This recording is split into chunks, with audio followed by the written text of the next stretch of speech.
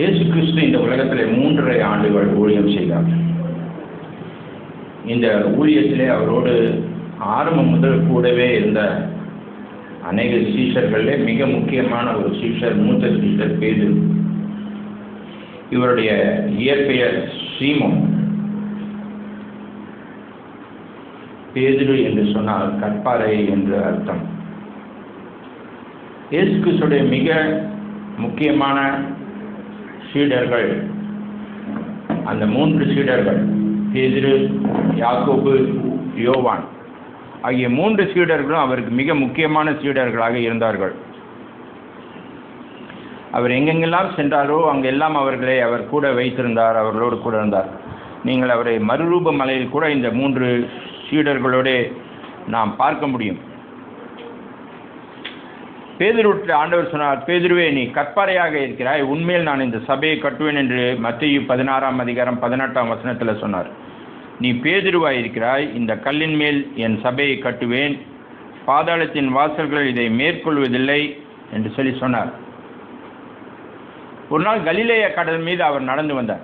இயேசு கிறிஸ்து நடந்து வந்தார். பேதுரு அவரை பார்த்து, ஆண்டவரே, நீரே ஆனால் நானும் இந்த கடல் மீது நடந்து வர வேண்டும் என்று சொன்னார். நீ நடந்து வா என்று சொன்னார். ஆனால் பேதுரு நடக்க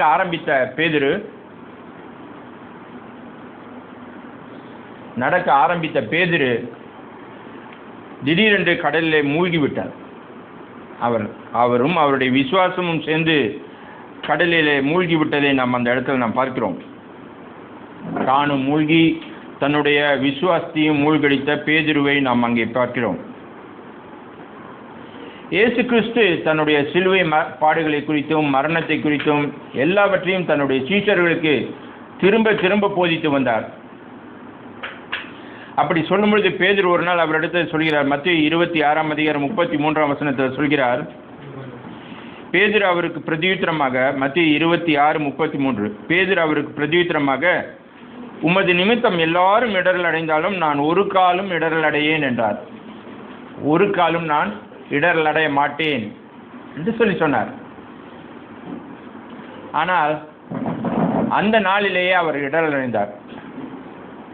சேவல் 2 முறை கூவதற்கு முன்பாகவே அவர் 3 முறை இடரல் அடைந்ததை நம்ம பார்க்கிறோம்.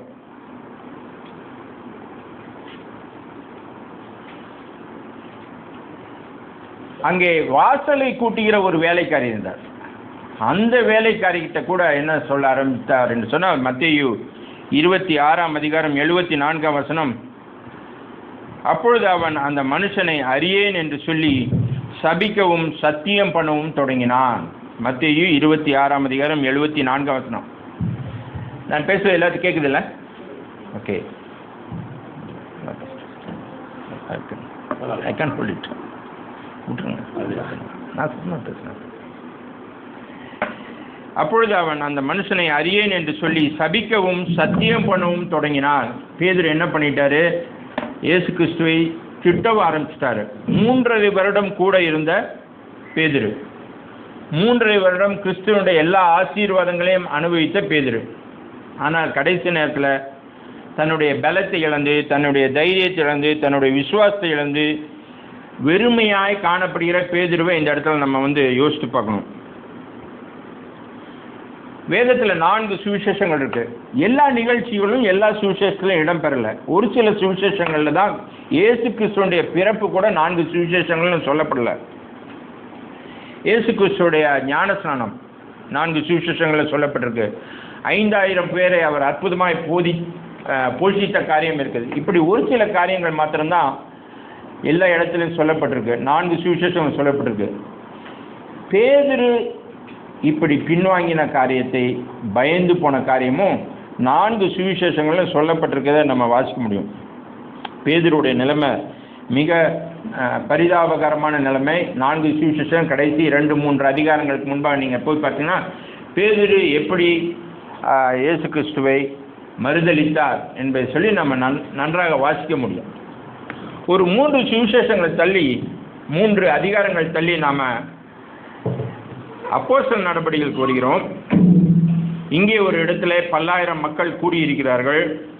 ஒரே விழா கோலமாக இருக்கிறது. அங்கே திடீரென்று ஒரு சலசலப்பான கூட்டம், எல்லாரும் அந்த இடத்தை நோக்கி ஓடுகிறார்கள். அங்கே என்ன நடக்கிறது என்று சொல்லி பார்க்கும்படியாக அங்கே போகிறார்கள். அங்கே பார்த்தால் இயேசு கிறிஸ்துவை விசுவாசிக்கிற ஒரு சிறு கூட்டம் அங்கே பரிசுத்தாவின் அபிஷேகத்தை தங்கள் வாழ்க்கையிலே முதல் முறையாக பெற்றுக்கொள்கிறார்கள்.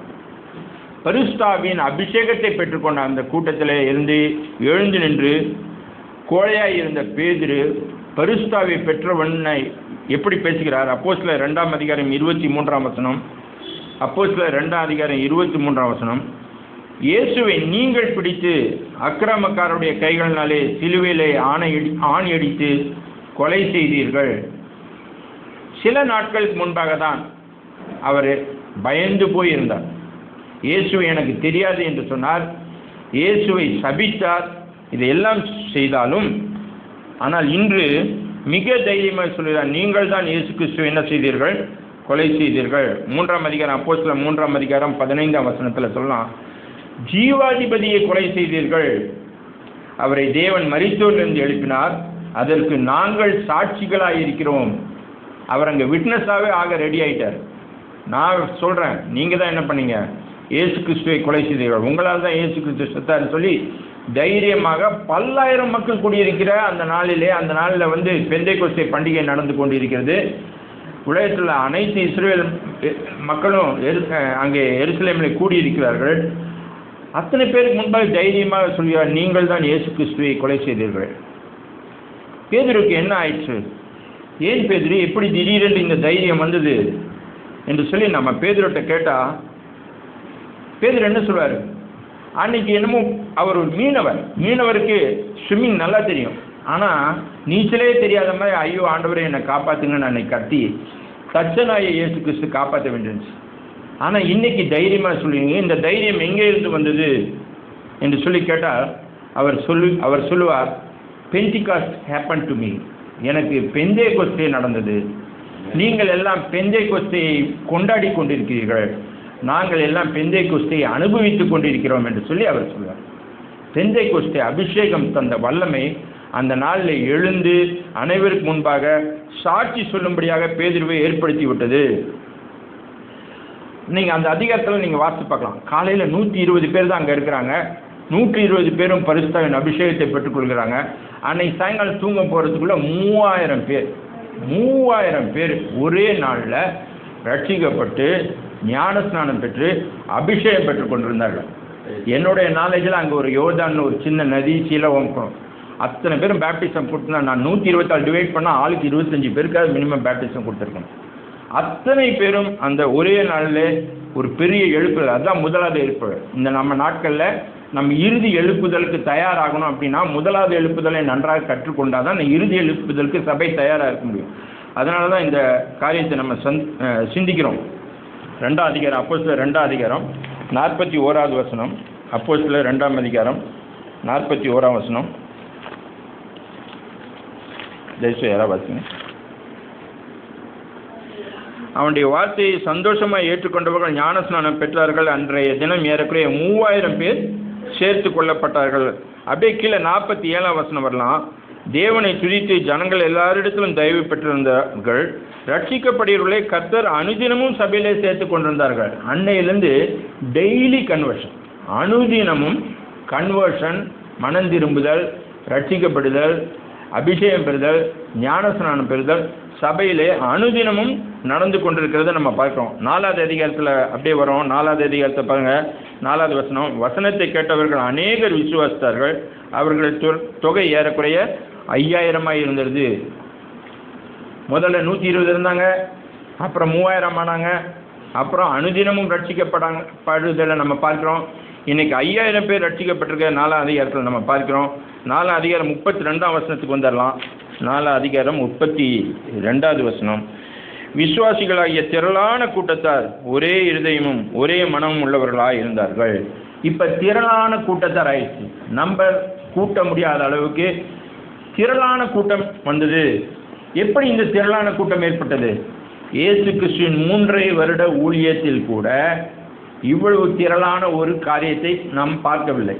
ஆனால் இப்பொழுது மிக திரளான மக்கள் இயேசு கிறிஸ்துவை ஏற்றுக்கொள்கிறார்கள். இது எப்படி நடக்கிறது?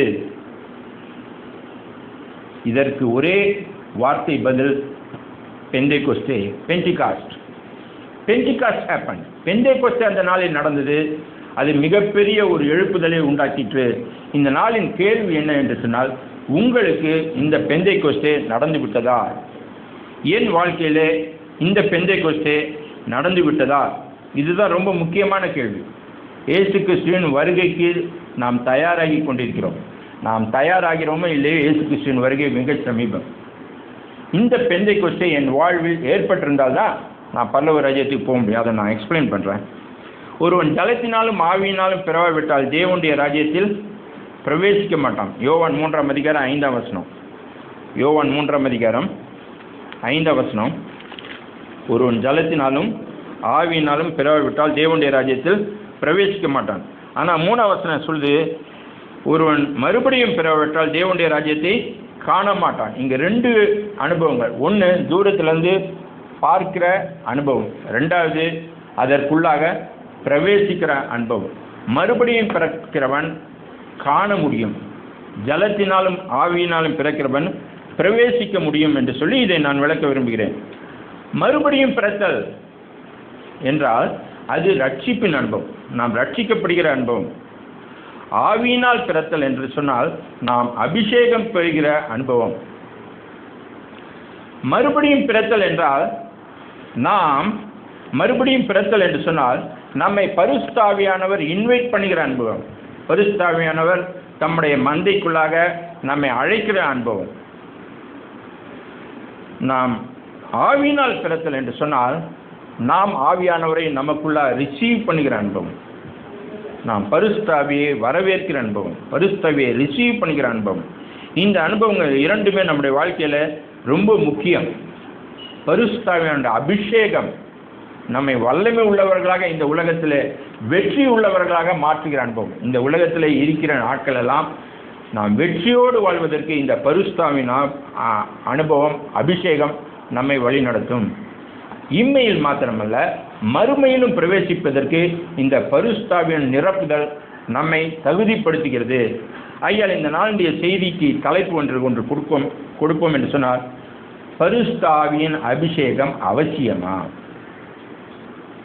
அந்நிய பாஷை கட்டாயமா என்று சொல்லி இந்த நாளில் நாம் ஒரு தலைப்பு கொடுக்கிறோம். பரிசுத்த ஆவியின் அபிஷேகம் என்பது அவசியம், அந்நிய பாஷை அடையாளம் என்பது அத்தியாவசியம் என்று சொல்லி நாம் இந்த நாளில் நான் சொல்ல விரும்புகிறேன். என்னுடைய சிந்தனைக்கு ஏதுவாக உதவியாக நான் 2வது கொஸ்டினை முதலாவது எடுத்துக்கொள்கிறேன். அந்நிய பாஷை குறித்த காரியங்களை. முதலாவது, அபிஷேகம் பெற்றவர்கள் அந்நிய பாஷை பேசுவது என்பது ஒரு தீர்க்க தரிசன அனுபவம். ஏசாயா 28 அதிகாரம் 11 வசனம். ஏசாயா 28 அதிகாரம் 11 வசனம்.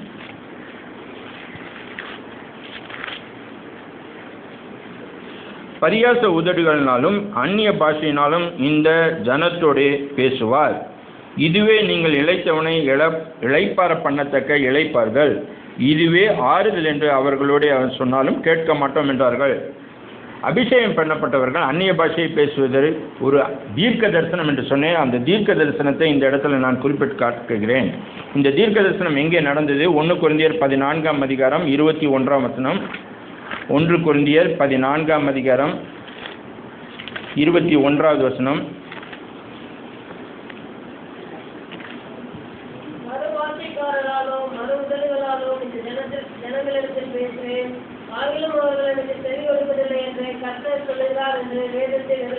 மறு பாஷைக்காரராலும் மறு உதடுகளாலும் இந்த ஜனத்தில் பேசுவேன், ஆகிலும் அவர்கள் எனக்கு செவி கொடுப்பதில்லை என்று கர்த்தர் சொல்கிறார் என்று வேதத்தில் எழுதியிருக்கிறதே. அங்கே நம்ம முதல்ல சொன்னது ப்ராஃபஸி, இங்கே அந்த ப்ராஃபஸி நிறைவேறுகிறத நம்ம இந்த வசனத்தில் நம்ம பார்க்கிறோம் என்று சொல்லலாம். இந்த பரிசுத்தாவின் அபிஷேகமும் அந்நிய பாஷையும் இயேசுவால் முன் அறிவிக்கப்பட்டது அல்லது முன் நிர்ணயிக்கப்பட்டது. இது கர்த்தர் சொல்லிய காரியம். மத்தேயு 16 அதிகாரம் 17 வசனத்தில் விசுவாசிகளால் நடக்கும் அடையாளங்களாவன என்று சொல்லி மார்க்கு 16 அதிகாரம் 17 வசனத்தில் இருக்கு. வாசிங்க. மார்க்கு 16:17. என்கிறவர்களால் நடக்கும் அடையாளங்களாக நாமத்தினாலே பிசாசுகளை பொறுத்துவார்கள், சமமான வார்த்தைகளை பேசுவார்கள், சத்தங்களை எடுப்பார்கள், நாவுக்கு ஏதுவான யாதொன்றை பிடித்தாலும் அது அவர்களை சேதப்படுத்தாது, வியாதியஸ்தர்கள் மேல் கைகளை வைப்பார்கள், அப்போது அவர்கள் சுத்தமாவார்கள். இப்படி எல்லா காரியங்களும் இந்த இடத்துல வருஷப்படுத்தப்பட்டிருக்க பார்க்கிறோம். இதில் முக்கியமான ஒரு காரியமாக இந்த நாளில் நம்ம ஹைலைட் பண்ணுகிறது, நவமான பாஷைகளை பேசுவார்கள். நவமான பாஷைகளை பேசுவார்கள். இது இயேசு கிறிஸ்துவால் முன்னறிவிக்கப்பட்டது. ஆதி கிறிஸ்தவர்கள் எல்லாருமே இந்த காரியத்தை தங்களுடைய வழக்கமான அனுபவமாக வைத்திருந்தார்கள். இயேசு கிறிஸ்து பரமேறணும்னா எல்லாரும் திரும்பி எருசலேமுக்கு வராங்க. அங்கே ஒரு மேல் அறை மேலே ஏறுறாங்க. அங்கே போய் தங்கி இருக்கிறாங்க. எல்லா சீஷர்களும் தங்கி இருக்கிறாங்க. அப்போஸ்தலர் 1ஆம் அதிகாரத்தில் நம்ம பார்க்கலாம் 13-14 வசனத்தில். அப்போஸ்தலர் 1ஆம் அதிகாரம் 13-14 அவர்கள் அங்கே வந்தபோது அதில் பேதுருவும் யாக்கோபும் யோவானும் அந்திரேயாவும் பிலிப்பும் தோமாவும் பத்லமேயும் மத்தேயும் அல்பேயுவின் குமாரனாகிய யாக்கோபும் சலோத்தேயு எனப்பட்ட சீமோனும் யாக்கோபின் சகோதரனாகிய யூதாவும் தங்கியிருந்தார்கள். அங்கே அவர்கள் எல்லாரும் ஸ்திரீகளோடும் இயேசுவின் தாயாகிய மரியாளோடும் அவருடைய சகோதரர்களும் கூட வருமானப்பட்ட ஜெபத்திலும் வேண்டுதலிலும் தரித்திருந்தார்கள். இவர்கள் ஜெபத்திலும் வேண்டுதலும் தரித்திருக்காங்க. எல்லாரும் வந்திருக்கிறாங்க. எல்லாரும் அங்கே தங்கி இருக்கிறவர்கள், அங்கே தரித்திருக்கிறவர்கள்லாம் இருக்கு. அதெல்லாம் அண்டர்லைன் பண்ணி படிக்கலாம். இவங்கெல்லாம் ஜெபம் பண்ணிட்டு இருக்கிறாங்க. 2ஆம் அதிகாரத்தில் வராங்க. அடுத்த பக்கம் திருப்புறோம் 4வது வசனத்தில் வரும். என்ன வாசிங்க 2:4. அவர்கள் எல்லாரும் பரிசுத்தாவினாலே நிரப்பப்பட்டு ஆவியானவர் தங்களுக்கு தந்தளின அரசின்படியே வெவ்வேறு பாஷைகளினாலே பேசினார்கள். அவர்கள் அனைவரும் பரிசுத்தாவினாலே நிரப்பப்பட்டார்கள். அவர்கள் அனைவரும் வெவ்வேறு பாஷைகளிலே பேசினார்கள். எதை அண்டர்லைன் பண்றேன் தெரியுமா? அவர்கள் எல்லாரும் 4ஆம் அதிகாரம் 2ஆம் அதிகாரம் 4ஆம் வசனத்தின் ஃபர்ஸ்ட் வேர்ட் அவர்கள் எல்லாரும். முந்தின அதிகாரத்தில் நீங்கள் பார்க்குறீங்க, எல்லா சீஷர்களும் இருந்தாங்க. இதில் இருக்க விஐபி யாருன்னா இயேசுவை பெற்றெடுத்த அன்னை மரியாள். இயேசுவை பெற்றெடுத்த அன்னை மரியாளுக்கும் பரிசுத்தாவின் அபிஷேகம் தேவையாக இருந்தது. 2ஆம் அதிகாரத்தில் அவங்களும் அங்கே அந்நிய பாஷையை பேசி கொண்டு தான் இருக்கிறாங்க. இதை யாராலையும் டினை பண்ண முடியாது. இது ஆதி திருச்சபையின் அனைத்து நபர்களின் அனுபவம். கொர்நேலியு வீட்டுக்கு போகலாம். 10ஆம் அதிகாரம் அப்போஸ்தலர் 10ஆம் அதிகாரம் 1ஆம் வசனம். பட்டாளம் எனப்பட்ட பட்டாளத்திலே 100 அதிபதியாகி கொர்நேலியு கொண்ட ஒரு மனுஷன் செசரியா பட்டணத்தில் இருந்தான். அவன் தேவபக்தியுள்ளவனாயும் தன் வீட்டாளரும் தேவனுக்கு பயந்தவருமாய் இருந்து ஜனங்களுக்கு மிகுந்த தர்மங்களை செய்து எப்போதும் தேவனை நோக்கி ஜெபம் பண்ணிக்கொண்டான். கொர்நேலியுவை நம்ம இங்கே பார்க்கிறோம். இவர் யூதர் அல்லாத ஒரு மனிதர். இவர் என்ன பண்ணுகிறார் அப்படின்னா, இவர் தான தர்மம் பண்ணுறார், ஜெபம் பண்ணுறாரு. பேதுரு அழைத்து வரும்படி ஆண்டவர் சொல்கிறார். பேதுரு அழைத்துட்டு வராங்க. பேதுரு அங்கேருந்து வரத்துக்குள்ளே இவர் இங்கே வந்து காங்கிரிகேஷனை ரெடி பண்ணுறார். 24ஆம் வசனத்தில் பாருங்கள், 10:24. மறுநாளிலே செசரியா பட்டணத்தில் பிரவேசித்தார்கள். கொர்நேலியு தன் உறவின் முறையாரையும் தன்னுடைய விசேஷ சிநேகரையும் கூட வரவழைத்து அவர்களுக்காக காத்திருந்தார். தன்னுடைய ரிலேட்டிவ்ஸ் எல்லாம் கூட்டிகிட்டு வந்துட்டாரு. தன்னுடைய இம்பார்ட்டன்ட் ஃப்ரெண்ட்ஸை கூட்டிகிட்டு வந்துட்டாரு. எல்லாரும் ரெடியாக இருக்கிறாங்க. பேதுரு அங்கே வராரு. 44ஆம் வசனத்தில் வரும். இந்த வார்த்தைகளை பேதுரு பேசிக் கொண்டிருக்கையில் வசனத்தை கேட்டவர்கள் யாவர் மேலும் பரிசுத்த ஆவியானவர் இறங்கினார். அவர்கள் பல பாஷைகளை பேசுகிறதையும் தேவனை புகழ்கிறதையும் பேதுருவோடு கூட வந்திருந்த விருத்த சேதனமுள்ள விசுவாசிகள் கேட்டார்கள். இதை நான் எந்த வேர்டு அண்டர்லைன் பண்ணுறேன்னா, யாவர் மேலும் அங்கே அட்டன் பண்ண அத்தனை பேர் மேலும் பரிசுத்த அபிஷேகம் இறங்கினதை நம்ம அங்கே பார்க்க முடியும். அந்த நாளில் செய்தியுடைய தலைப்பு என்ன தெரியுங்களா? 24ஆம் வசனம் நினைக்கிறேன், 34ஆம் வசனம். அப்பொழுது பேதுரு பேசத் தொடங்கி, தேவன் பட்சபாதம் உள்ளவர் அல்ல. அன்னைக்கு டாபிக் என்னன்னா, தேவன் பட்சபாதம் உள்ளவர் அல்ல. பரிசுத்தாவின் அபிஷேகம் யூதருக்கு மாத்திரமல்ல, யூதர் அல்லாதவருக்கு உண்டு, அனைவருக்கும் உண்டு, எனக்கும் உண்டு, உங்களுக்கும் உண்டு. அதுதான் அன்னைக்கு டாபிக். இன்னும் கூட சொல்லப்போனால் பேதுரு மெசேஜில் பாதியில் இல்லை, மெசேஜ் அப்போ தான் அவர் பிகினே பண்ணுறாருன்னு சொல்லி ஒரு இடத்துல நான் வாசித்தேன். 16-15 நினைக்கிறேன். நான் பேச தொடங்கின போது சொல்லி அந்த வசனம் இருக்கும். அவர் பேச அப்போ தான் தொடங்குறாரு. தொடங்கும் போதே என்ன பண்ணிடுறாங்கன்னா, ஆண்டவர் பரிசுத்தாவின் அபிஷேகத்தை கொடுத்துட்றாரு. 44 18 10:44 வாசிங்க.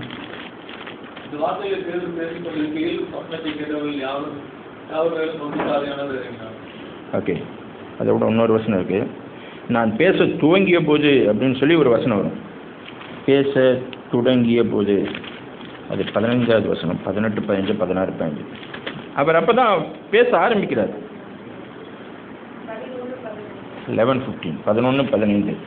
பேது குறைந்த போது பரிசுத்த ஆவியானவர் ஆதியிலே நம்மில் இறங்கினது போல. மெசேஜே அப்பதான் ஆரம்பிக்கிறார்.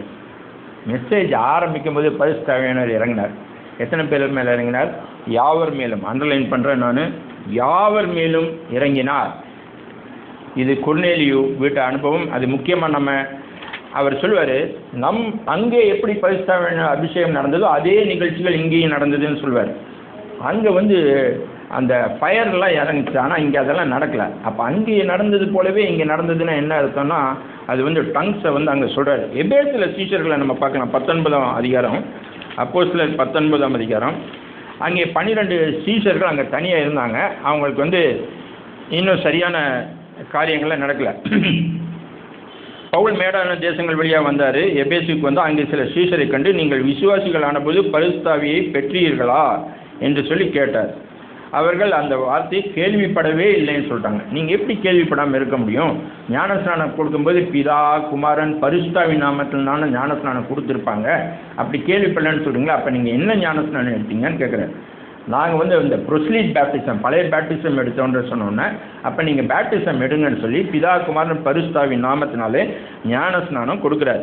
அல்லாமலும் 6ஆம் வசனத்தில், அல்லாமலும் பவுல் அவர்கள் மேல் கைகளை வைத்தபோது பரிசுத்த ஆவி அவர்கள் மேல் வந்தார். அப்பொழுது அவர்கள் அந்நிய பாஷையை பேசி தீர்க்கதரிசனம் சொன்னார்கள். அங்கேயும் பாருங்க, பரிசுத்த ஆவி வரும்பொழுது அங்கே இருக்கிற அந்த சீடர்கள் அந்நிய பாஷை பேசுகிறது நம்ம வாசிக்கிறோம். இது ஒரு தீர்க்கதரிசனம். இது இயேசுவால் முன்னறிவிக்கப்பட்டது. ஆதி அப்போஸ்தலர்கள் அந்த அனுபவத்தை பெற்றிருந்தார்கள். கொர்நேலி வீட்டில் அனைவரும் பெற்றிருந்தார்கள். எபேசு சீஷர்கள் அந்த 12 பேரும் இதை பெற்றுக்கொள்கிறார்கள். அடுத்த பாயிண்ட் இது ஒரு ஆசீர்வாதமான அனுபவம். 1 கொரிந்தியர் 14ஆம் அதிகாரம் 1 கொரிந்தியர் 14ஆம் அதிகாரம் 15லிருந்து 17ஆம் வசனத்தை வாசிக்கலாம். 1 கொரிந்தியர் 14ஆம் அதிகாரம் 15லிருந்து. செய்ய வேண்டுவதென்ன? நான் ஆவியோடும் விண்ணப்பம் பண்ணுவேன், கருத்தோடும் விண்ணப்பம் பண்ணுவேன். நான் ஆவியோடும் பாடுவேன், கருத்தோடும் பாடுவேன். இல்லாவிட்டால் நீ ஆவியோடும் சோத்திரம் பண்ணும் போதும் அல்லாதவன் உன் சோத்திரத்திற்கு ஆமென் என்று எப்படி சொல்லுவான்? நீ பேசுகிறது என்னவென்று அவன் அறியானே. 14-15ஆம் வசனத்தை மட்டும் கான்செப்ட் அந்த வசனங்கள் இருப்பாருங்க. நான் கருத்தோடும் பாடுவேன், ஆவியோடும் பாடுவேன்.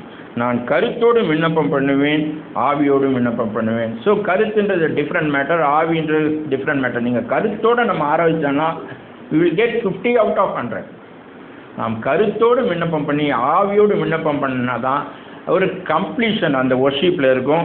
அதை நம்ம 100 out of 100ன்னு சொல்லலாம். இது ரொம்ப முக்கியமான அனுபவம். இது நம்முடைய செல்ஃப் எடிஃபிகேஷனுக்கு, நம்முடைய சுய பக்தி விருத்திக்கு இது மிக முக்கியமான ஒரு காரியமாக 4ஆம் வசனத்தில் சொல்லுது. 14ஆம் அதிகாரம் 4ஆம் வசனம், அந்நிய பாஷையில் பேசுகிறவன் தனக்கே பக்தி விருத்தி உண்டாக பேசுகிறான். Self edification.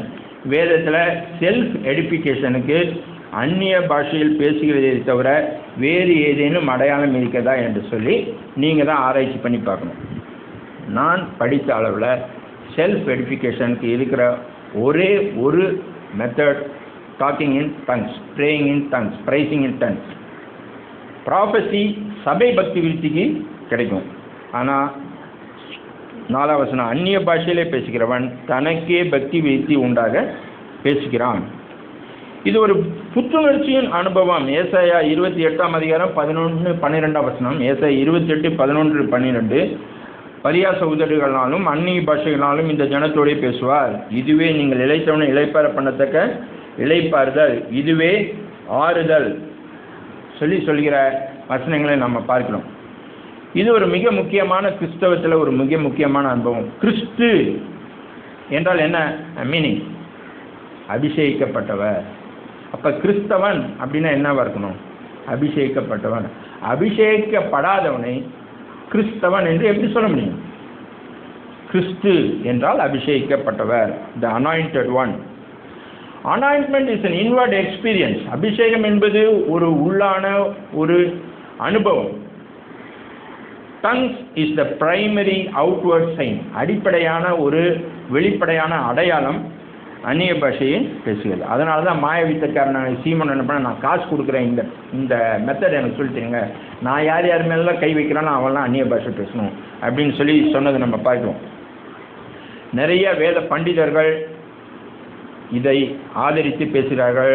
ஒரு சிலர் இதை குறித்து குழப்பமாகவும் ஒரு சில எதிராகவும் பேசுகிறதெல்லாம் நம்ம பார்ப்போம். ஒரு சில நீண்ட நெடு நாட்கள் நாங்கள் வந்து பரிசுத்தன் அபிஷேகம்லாம் ஊழியம் செய்கிறேன், சக்ஸஸ்ஃபுல்லாக இருக்கிறேன் அப்படின்னு சொல்லுவாங்க. நான் அதற்கெல்லாம் வந்து ஆர்கியூ பண்ண எனக்கு தெரியாது. இன்கேஸ் அவ்வளோ சக்ஸஸ்ஃபுல்லாக இருந்தவர் பரிசுத்தன் அபிஷேகத்தை பெற்றிருந்தார்னா இன்னும் எவ்வளோ அதிக சக்ஸஸ்ஃபுல்லாக இருந்திருக்க முடியும். அல்லது அவர் பரிசுத்தன் அபிஷேகத்தை பெற்ற அந்த எக்ஸ்பீரியன்ஸை அவரால் ப்ராப்பராக டிட்டர்மின் பண்ண முடியலையோ என்று சொல்லி நான் யோசிப்பேன். அந்நிய பாஷையை பேசுகிறேன், நான் வந்து டைம் வச்சுட்டு அந்நிய பாஷையை பேசி பழகிறேன். எனக்கு தெரிந்த ஒரு சகோதரர் உண்டு, ஒரு மூத்த சகோதரர் 1962 வருஷம் ரட்சிக்கப்பட்டார், இன்னைக்கு வரைக்கும் உயிரோடு இருக்கார். நான் அனுதினமும் பரிசுத்தாவில் நிறைந்த அந்நிய பாஷையை பேசுகிறேன் அனுதினமும் அப்படின்னு சொல்கிறார். ஆங்கிலிக்கன் சர்ச் என்ன சொல்கிறது? சிஎஸ்சி சபை பாமாலை 138வது பாமாலை வீட்டில் போய் நீங்கள் பாருங்கள். தெய்வ ஆவியே, பூர்வ நாளிலே பல பாஷை பேசும் நாவும் மேன்மையான வரம் யாவும் உம்மால் வந்ததே தெய்வ ஆவியே. டங்ஸை பற்றி நான் கேள்விப்பட்ட முதல் தமிழ் சாங் இதுதான். பல வருஷங்கள் பெந்தைகோஸ்து சபையில் பாடின பாடல்களில் கூட டங்ஸை பற்றி நிறைய இல்லை. பொழிந்திடும் வல்லமை அந்த பாட்டு கூட நீங்கள் பாருங்க. அதில் டங்ஸை பற்றி ஒரு கிளியரான ஒரு கைடன்ஸ்.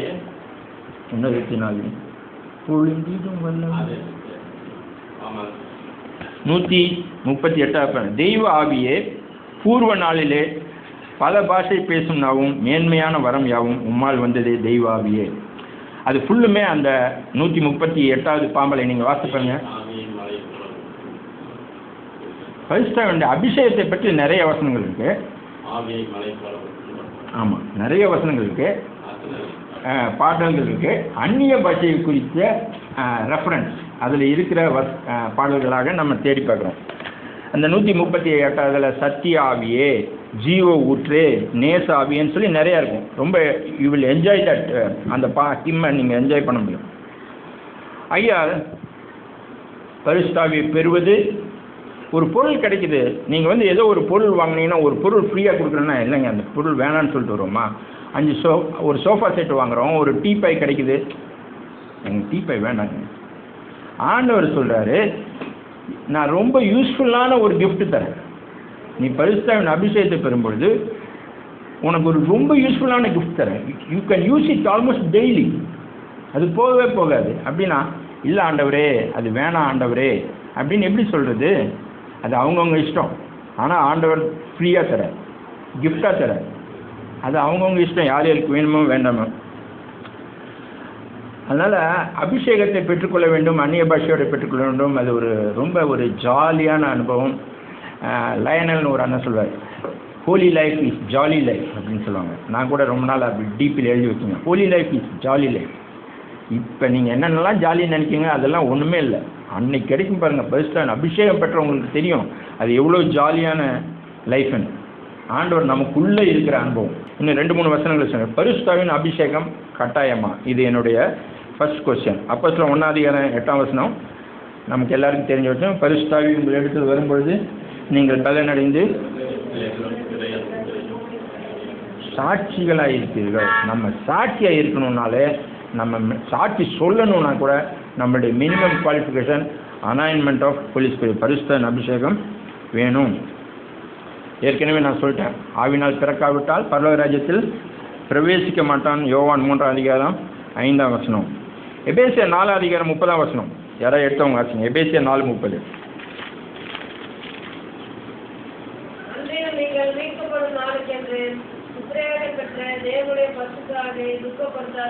மீட்கப்படும் நாளுக்கென்று முத்திரையாக பெற்ற பரிசுத்தாவி. ராப்சருக்கு வந்துட்டோமா? நான் எப்பயுமே ராப்சர் ஸ்பெஷலிஸ்ட். மீட்கப்படும் நாளுக்கென்று பெற்ற பரிசுத்தாவியானவர். யுஎஸ்ல சொன்னால் பரிசுத்தாவினை பெற்றவர்கள் தான் மீட்கப்பட முடியும். ராப்சருக்கு ரொம்ப முக்கியமான விஷயம் பரிசுத்தாவினுடைய அபிஷேகம். இந்த வசனத்தை நான் மறுபடியும் இன்னைக்கு ஹீப்ரூவில் போய் பார்த்தேன். அப்புறம் கொஞ்சம் இங்கிலீஷ் பைபிள்லாம் பார்த்தேன். நிறைய பைபிளில் ரொம்ப இல்லை பெருசாலாம் தெரிஞ்சு அப்புறம் சிம்பிளாக வந்து என்ஐவி ஓப்பன் பண்ணுவோம் அப்படின்னு சொல்லி என்ஐவியில் ஓப்பன் பண்ணால் காட்ஸ் பொசிஷன், யூ ஆர் காட்ஸ் பொசிஷன். என்ன, மீட்கப்படும் நாளுக்கென்று முத்திரையாக பெற்றவர்கள். என்ன, நம்ம வந்து காட்ஸ் பொசிஷன். என்ன, ஜேஎன் டர்பி என்ன போட்டுக்கன்னா அக்யூர்டு பொசிஷன், சொத்து.